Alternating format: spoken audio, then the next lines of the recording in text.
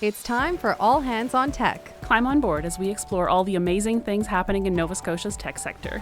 Each episode, we'll chat with local experts to uncover the secrets of what makes Nova Scotia the best place for collaboration, innovation, and creativity. All Hands on Tech is proudly produced by Digital Nova Scotia, the industry association for Nova Scotia's growing tech sector. Welcome back to All Hands on Tech. I'm Ashley. And I'm Jenna. We're really excited for today's chat with Halifax-based Mars VR Lab. The business builds gamified VR experiences that allow children with disabilities to learn new skills in a safe environment. They believe in building skills by having fun, and today we're super excited to pick the brain of Mars VR Lab's co-founder and CEO, Danny Baldwin. Welcome to All Hands on Tech. Thanks, guys. All right, Danny. So we gave a brief overview there at the beginning, but for the folks listening, why don't you tell us a bit more about Mars VR Lab and how you got started here in Nova Scotia? Sure. It was kind of a fun story how it got started. Clinicians at the IWK approached us.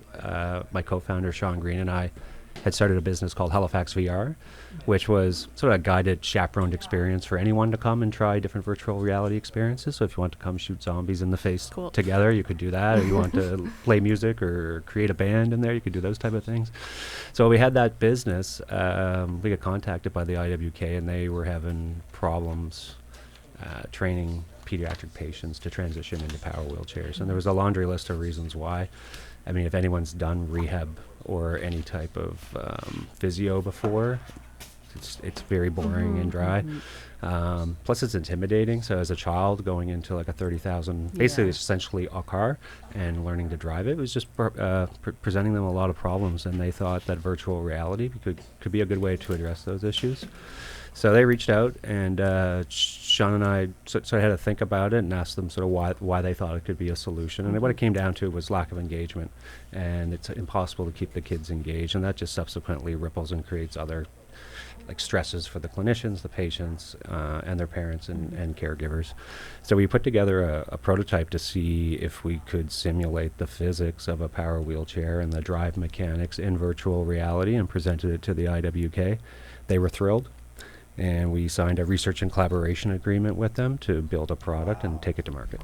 That's how it started. Wow, Very so cool. they just came up, they needed something and approached you, and you were like, let's do it. Yeah, and honestly, there's a lesson to be learned there that any healthcare product doesn't come out of a boardroom. Who am I to think I could invent something and then try to go tell it and sell it to doctors and clinicians? Doesn't make sense. It has to come out of the clinical spaces. Absolutely. That's the people that are hands-on know the challenge they're facing, and they're the ones that can think of the tools they need to solve the problems. And they just need to be partnered with technologists or a business side that can help drive commercialization, or you can't get anything done if there's not going to be a profit at the end. And that's where we try to fill that gap for them. And on your end at that point, you had there were no ties to the medical sphere, none of that? No, I had previous experience from different jobs. I'm a project manager by trade, and that luckily introduced me into a ton of different industries. So I'd done some work for New York State Nurses Association, just e-learning and compliancy training. I'd worked in like the K-12, like schools, like K-12, building technology for teachers. So everything I did sort of seemed to contribute to this. This could be a really good project for me. And Sean and I were at a point in our careers where we were going to be picky on the project we wanted to do. And the whole reason why we started Halifax VR is just to see if VR was cool to other people as we thought it was. Right. And that was it. We just wanted to have people in and watch them play and see their reactions, what worked, what didn't work. And after 2 years of doing that, it put us in the position where we could talk with IWK and come up with something. And just fortunate.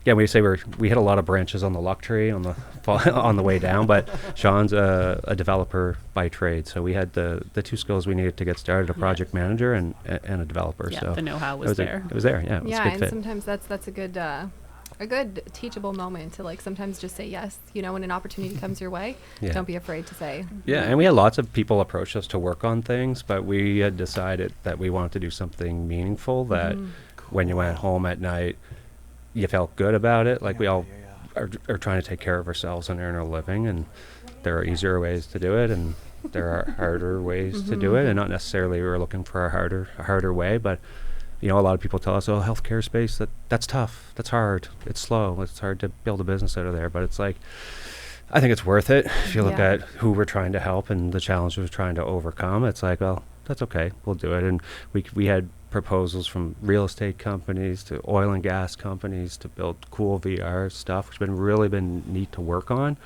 But at the end of the day, am I going to feel great about that? I don't know. Probably not. So it was kind of an easy choice, and we knew we were going to do something more entrepreneurial together. We just had to figure out and find the right project that meant something to both of us. So. Very cool. Well, we're excited to hear more about it, but I guess first we want to get to some rapid fire questions. Sure, let's do it. Okay, the first one: summer or winter? Winter. That was too easy for you. I know, it's too easy. Yeah, I'll be honest. That's the exact opposite answer. I answered by default the one I hate. Oh. If my wife heard that, she'd be like, "What? Why are you lying?" You mean just now? Just now, yeah. I the do that exact too opposite. sometimes, and people are like, "Why did you lie?" And I was like, "My brain just did it." It just did. Yeah, Okay, I didn't want you to know I didn't like winter for some reason. We can take that back then if you want. want. We'll take that back. Okay. Summer. Perfect. Hardcore. Wonderful. Yeah. Excellent. All right. Go-to karaoke song. I don't do karaoke. I'm If not you in. Oh, okay. No, Imagine. that is a hard question. I have But to is go there with a song that you're like? I'll go with a Dolly Parton or Kenny Rogers, either Okay. 9 to 5 or The Gambler. Yes, Cool. I was gonna say a song that it comes on the radio. You're like, I have to sing. Yeah. You know. Very Yeah, cool. that'd be it. Dolly Parton. Into Okay. that. We don't have that many rapid fire. Just one more. Okay. What is your favorite thing about operating your business in Nova Scotia? So I have this chip on my shoulder with Nova Scotians in general, is that there seems to be this cloud of we're not as good as anywhere else. It's like, oh, if you want this done, you have to go to Toronto. Oh, if you want this done, you have to go to Montreal. If you want that, oh, you got to go to the States. And my favorite thing is proving we can do something special with homegrown talent. So everything we've done to date, and it will change as we expand and grow, has been done with Nova Scotians, with investments from Nova Scotians, with a research partner that is based out of Nova Scotia. And that's what I'm proud of, because I'm not, say I'm a patriot by any means, but I don't want to be grouped in with a bunch of people that think we're not as good as everyone else, because I've traveled the world. I've worked with 100 different companies, and we're just as smart and capable as anyone else around the globe. So that's Love what that. I like. Yeah, Are you from here? I am. I was born in Halifax. Yeah. Love that. Love that pride. Yeah, and it's so true. Like, there's so much exciting stuff happening in Nova Scotia, and that's like this podcast is an example. You know, we talk to lots of cool people all the time. So Yeah. Well, there's nothing we can't do here.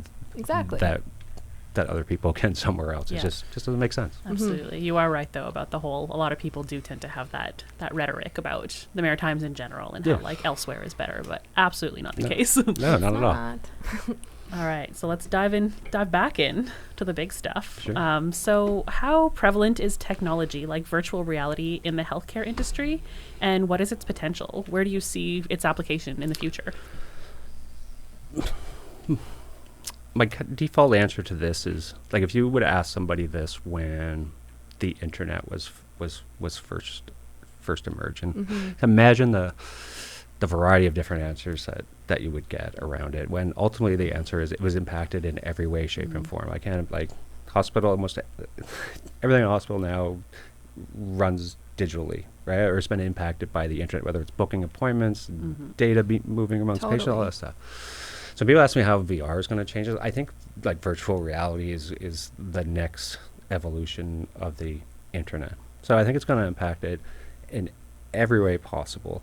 And I think what has enabled us as a group to accept it, I think the pandemic had a lot of influence on people's willingness to do things they wouldn't normally do remotely.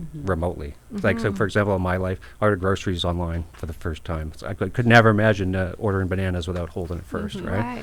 I had my first doctor's appointment by phone, which was awesome. It was like I knew I was just renewing a prescription. Well, I have to go there and wait 30 minutes, and like, you can call me at 2:10 and I'm done by 2:15. This is perfect.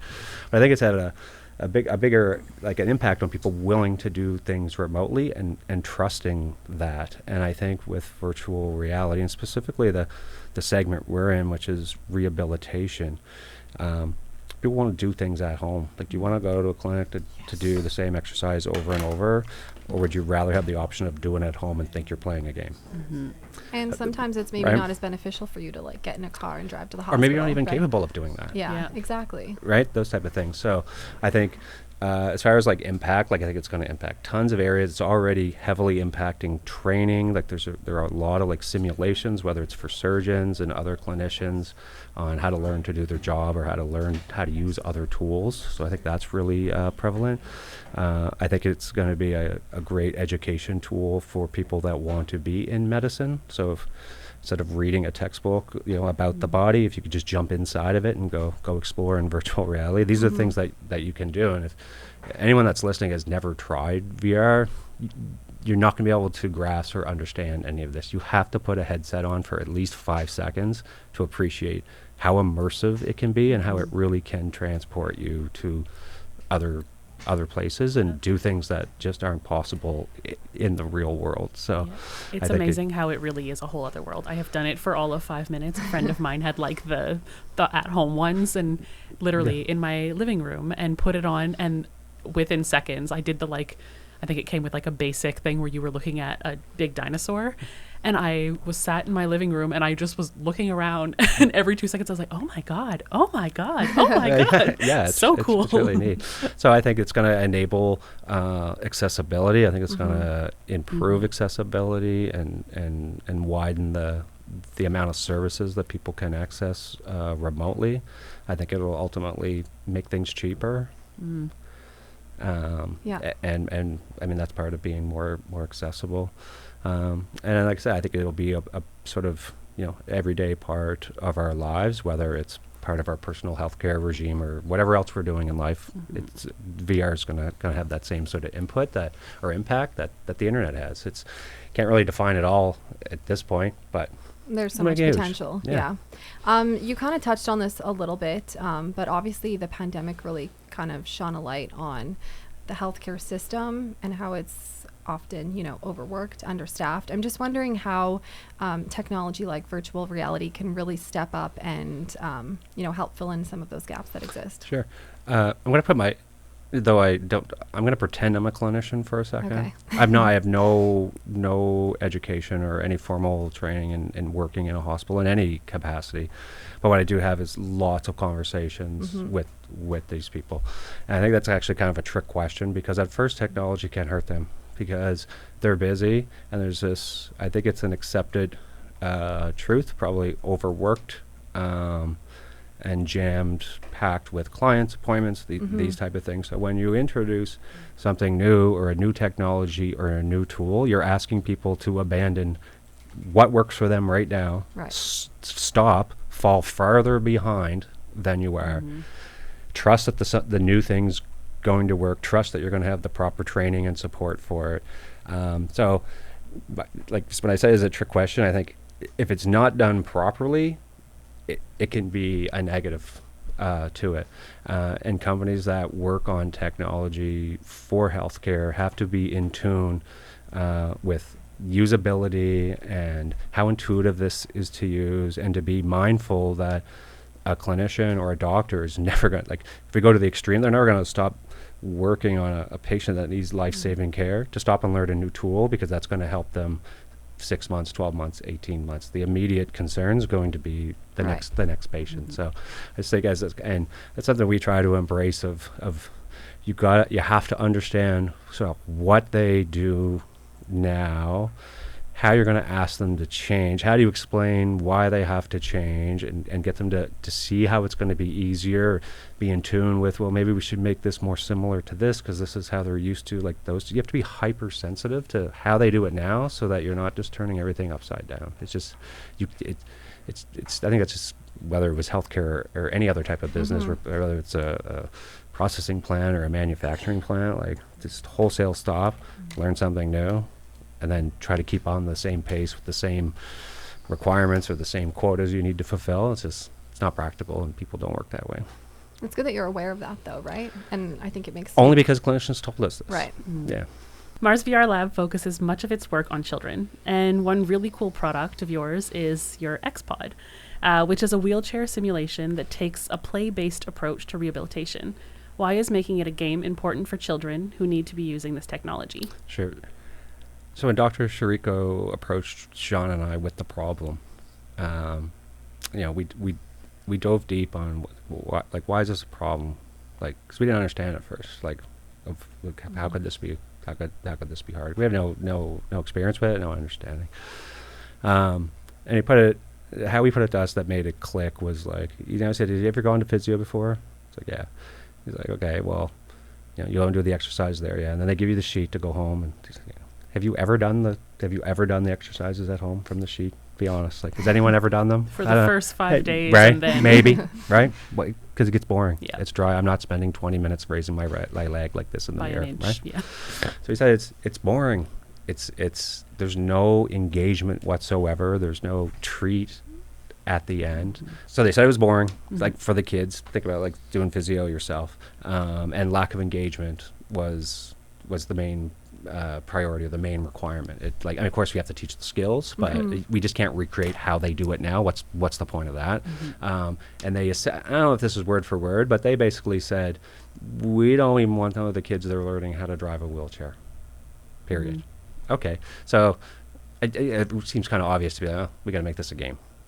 Maybe there was some other avenue to go with it, but it was like, let's make this a game. And Sean and I had just spent 100,000 hours in VR with kids aged 7 to 18 over the last 3 years. We saw the things they liked. We saw the things that entertained them in VR, and it just sort of clicked for us. It was like, okay, we can do this, and this is why we have to go the game route. Okay, and it's being used right now. So we are in what is called research trials at the IWK. So we have 3 phases. Because you create a product, but you also have to create a data set with it that proves that it works. Right? So we have this process we go through with IWK. We call it iterative software development, where they came with us with an idea. We need to do a power wheelchair simulator. It needs to be a game. Here are some requirements. We can't take that and go turn it into a finished product, right? So we say, okay, what we'll do is, you gave us that. You gave us the list of skills that need to be taught. Leave that with us. We'll go create a demo. Then we'll just bring some clinicians together and let's just get your feedback. And that's where the real requirements. Once they got to see it and how it worked and stuff. So once we got to that point, we were like, okay. We know what the end product is going to be. We don't have to know all the requirements right now. It's very similar to if you're from the software world, like doing agile software development. You're just trying to bang out 3 or 4 workable things every couple weeks, just something that works. And that's kind of the approach we took with them. But what was really cool was our way of getting requirements from different groups of people that we'd want input from to build this product. Because who are we to build the product? We're not doctors. We're not patients. We're not even involved with care of these people. All we can do is be a technology partner for you. Right. So then what happened is, the IWK devised, and this is common in whether you're creating a new product or a drug or whatever it might be, we're going to create a study, basically, and see if this is going to work or it's an effective tool. So they came up with a 3-phase study, with phase 1 with clinicians that work with pediatric wheelchair patients. So we released a version of the software to them that covered, say, 80% of the skills the kids need to learn, but it had the interface, the drive, the characters, and all that sort of stuff. And we had 15 to 20 clinicians run through and provide feedback. So the research coordinator consolidates that feedback and says, here's the valuable feedback that's going to make this thing better. So we take that, we incorporate all that into the program, and then we move on to phase 2, which is current pediatric power wheelchair users. So those are kids that are currently using wheelchairs. And we say, here, try this out. What do you think? So this is where we are right now. So we're about 75% through this phase. And at the end of this phase, we'll have feedback from a group of current users that will say, this works, this doesn't work, this would have worked better this way, or I don't think this would have taught me this. And then we'll take that feedback, we'll incorporate it into the program. And then the third phase is to bring the clinicians back, along with new pediatric power wheelchair users, and start to see, let's teach them the old way, let's teach them this way, and let's see what the data says. Was this any more effective? What was it? And you need to go through those things when you're creating a healthcare product, because no hospital is ever going to buy from you if you don't have the data to support that it works. And why it's kind of cool that we have this partnership with IWK is it kind of use the phrase, like, it's got to be church and the research has to be different. The business who's building the product to sell can't be doing the research. Like ethically, that doesn't even make me right. Right. But what we're lucky is that we're able to work out an agreement where we can separate the business side of things from the clinical side of things. They work independently of us, but they're just a source of, now here's the feedback to fix that. We don't care what they come back with, because even if it's positive, great, we hit a bullseye. Yeah. But if it's negative, you're telling us what this needs to be. Like that's, how to make it better. Need that to make the end product. Absolutely. So, and then after these 3 phases, then we'll move to more, so there's research trials, and then you would have clinical trials. Clinical trials would be more patient focused on the skills and measuring, well, the old way took 8 months, here was the assessment, and we did it this way, this is what it took, those type of things. So that the protocol for those phases hasn't been defined yet, so I'm really talking out of thin air, because I'm not going to plan that. That'll be clinicians and doctors that plan the next phases for us. But it's certainly an exciting time for you, I'm sure, seeing it kind of being used right now. Oh, well, it was very heartwarming and exciting when we moved into phase 2, and we got the first preliminary feedback from a current user that said, I wish I had this to learn on. Like that was meaningful. I was like, this is why we're doing this. This is why we're doing it. So that part was really cool. Super validating, I'm sure. Yeah. Okay, so this kind of plays off of that last question, but you have no doubt touched a lot of lives through your company, this technology. So is there any memory or interaction that really stands out for you over the years? Yeah, absolutely. This might have been one of the things that led Sean and I to when I was talking about, we had lots of different opportunities in the VR space, because we were early adopters and promoters of it, and we did a lot of, I hate you saying the word research now, because it seems did some research. No, but literally like hands-on, put 100,000 hours of people through VR and observed them. And so this moment actually happened while we had Halifax VR. We had a lady contact us who had an ailing mother whose wish was always to go to Australia, and she's like, "Is there any way you could make that happen?" And so there's lots of software for VR, like Google Maps, like Google Earth, those type of things, right? And we were like, absolutely, we can do that for you. So this woman came in, not a gamer. Like, people think, oh, you have to be a gamer to join VR, but like if you like going to movies or being entertained, you could potentially like VR. It's not exclusively a gaming experience. Like it's just an experience. It can be just an experience, like that type of thing. So we brought her in, and she didn't have the capability to use the controllers and that sort of stuff. So I sat on this side of her. We had her in a chair, and Sean sat on this side, and he controlled this control. It was just a game or an experience that used two input devices. So Sean controlled one, I controlled one, and we took her on a tour of Australia. He had everything. I would start bawling now, because there were so many tears shed that afternoon. I have no idea. And like after she left, we're just like, oh shit, man! Like we could really do. You might want to. I guess you're good. You're good. Yeah. We're all adults here. Yeah. We're like, wow, that was meaningful. You know what I mean? That like I'll never forget them all. Like every detail about her, what she looked like, everything she said. I remember it. Everything about that afternoon. So that was there's good. not too many opportunities, like especially in your day-to-day work life, that you get to impact someone like that. Like that stays with you. That was awesome, and that was like honestly, it felt like it was no effort. We put a headset on her, and just the fact that I knew Google Earth existed could take her to Australia. Like I didn't invent it or write the code or do anything, that type of thing. But you still facilitated that moment. Yeah. And we had a similar one. This one equally is inspiring. There was a mother who came, whose daughter was a little person. And there's this game that was just super popular with kids that came into the shop. It was called Job Simulator. And it's exactly what it sounds like. So as any person that has ever had to work for money, you could never ever dream of wanting to play this game. Right. But it starts up, and you can pick to be like a corner store employee, a mechanic, a gourmet chef, or office worker, right? And you're just in VR. It's super, super silly. So this woman came in. She had called first and said, "Oh, my daughter, is it appropriate?" Could explain that she was a little person and stuff. Yeah, that's no problem. We're in. So we put the headset on, and so she wanted to play job. Like she had watched probably 15 million hours of Job Simulator online from from some YouTuber, right? And so we brought her in. It just so happens, like in this game, it has just various settings, so you can adjust the environment based on who you are, right? So changed to one of the modes that suited this person, and so she's there like hour and 15 minutes in, just hasn't said a word. Right, and the way we were set up, we'd have like each room was kind of private, so, and then we'd have like a seating area, so when kids were with their parents, the parents could at least sit on the sofa and watch the TV through the child's eyes, what they were experiencing. Most of them just played on their phone and were happy that the kid was occupied, for an hour. But anyway, just out of the blue, this little girl says, "Oh my God, Mom, I'm normal for a change." Oh, dude, it was brutal. Yep. I could barely say it without crying. I was like, oh, wow. Like, and we did absolutely nothing besides knowing that setting existed on the game, and we're willing to be like, yeah, come and do it. But again, it was just like, man, that's good. Like in the mornings when you don't want to go to work, you think of those moments. It's pretty easy to jump in the car and get there. Yeah, you never know how you're going to impact someone. Yeah.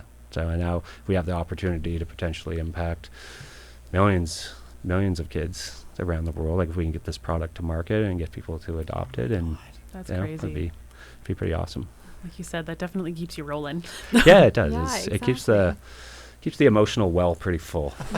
And obviously it showed you like how this technology can be more than just a game, like, which you probably already knew, but to see that real life experience. Well, just that meaningful impact that I don't know how else that could have been achieved. Yeah. Honestly, at this point, who knows what technology is going to come out and blah, blah, blah, blah, but at this point, like, I'm just like, wow, that's amazing. That's awesome. The potential. Yeah. It's amazing. Okay. We have one last question. And this is not really to do with virtual reality necessarily. It could be, but what's one thing that you wish that you learned earlier in life? That's a good one. Fire fast and hire slow. Fast and hire slow. Fire fast, hire slow. That's a good one. I like that. I'm not in a position to hire or fire, but I like it. Hold on to that for one day. Yeah, just trust your hunches when you know it's not working out.